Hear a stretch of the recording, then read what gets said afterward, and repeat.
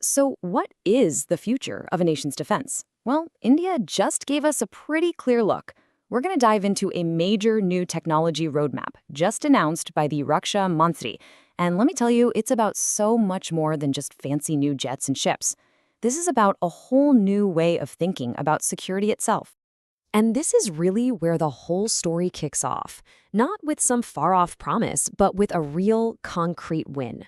The Rakshaman tree is making it super clear that this new strategy isn't just a theory. Nope, it's built on a foundation of something that actually worked in the real world. And that sets the stage for everything else. You see, Operation Sindoor wasn't just another successful mission. It was a huge proof of concept. For the first time on a scale like this, India's own homegrown defense tech was really put to the test. And guess what? It worked flawlessly. Now, this did way more than just boost morale. It proved, without a doubt, that India can count on its own systems when things get real. That is a massive stride towards self-reliance. And you know, a win like that, it creates these ripples, right? It goes way beyond the battlefield. It starts to build up something that's maybe even more important than weapons: trust. And that trust, well, that's the real bedrock for the next big leap. Okay, so this really gets to the heart of a huge shift in thinking. The Defense Research and Development Organization, DRDO, is being looked at in a new light. They're not just technology creators anymore. Their new role is to be trust builders. So the mission isn't just about making cutting-edge gear, it's about inspiring real, genuine belief across the entire country in our own abilities. It's a powerful switch from just building machines to building up national confidence. All right, so with that foundation of trust locked in, it's time for the big reveal, the vision for the future. And let me tell you, it is wildly ambitious. We're talking about a single massive project that's meant to define India's defense for the entire next decade. It's called Sudarshan Chakra, and the name from that legendary divine discus is perfect, because the goal is just as epic: to build a complete, multi-layered air defense system that protects all of India's most vital installations. Just think about that.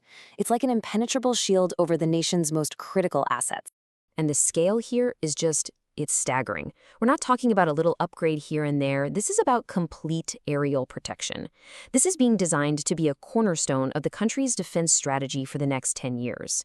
And look, this idea didn't just come out of nowhere. It's a direct lesson taken from what's happening in modern conflicts, where a solid air defense is literally the difference between being secure and being vulnerable. But okay, how do you actually build something that huge, a vision that big? You can't just do things the old way. So, how are they going to pull it off? Well, the answer is to create a whole new defense ecosystem from the ground up. And this right here, this is the new playbook. DRDO is taking the lead, for sure. But they're not going it alone. No way. The strategy is all about synergy. It means working way more with private companies, teaming up with innovative startups, and, this is really key, collaborating with the country's small and medium-sized businesses. The idea is to get all the best minds from every corner of India working together on this one mission. And what's the end game here? It's not just about teamwork for the sake of it. The whole point, as the Raksha Mantri pointed out, is to make the entire process, from an idea to a finished product, way easier, way faster, and a whole lot more reliable. It's all about practical results. And to show this isn't just talk, DRDO's chairman basically laid out the report card. They presented a clear scorecard saying, look, here's what we accomplished in 2025, and here are the concrete goals and changes we're making for 2026. It's a clear signal that they mean business, with a real roadmap and real deadlines. But underneath all the hardware and the timelines, there's a much deeper change happening. It's a shift in mindset, a whole new philosophy, really. Because to win in this new era, you just have to think differently. And this quote from the Raksha Mantri, it says it all. Yesterday's knowledge is now obsolete. Just let that sink in for a second. In a world that's moving this fast, the absolute most dangerous thing you can do is just stand still. This is a call to be in a permanent state of learning and adapting. So what does that constant learning actually look like in practice? Well, it boils down to these 3 pillars.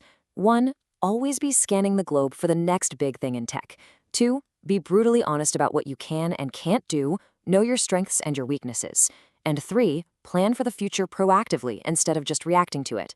In the 21st century, that's what being ready really means.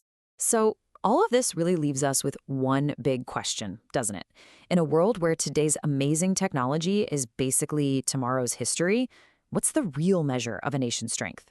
Is it the size of its arsenal, or is it the speed at which it can adapt and learn?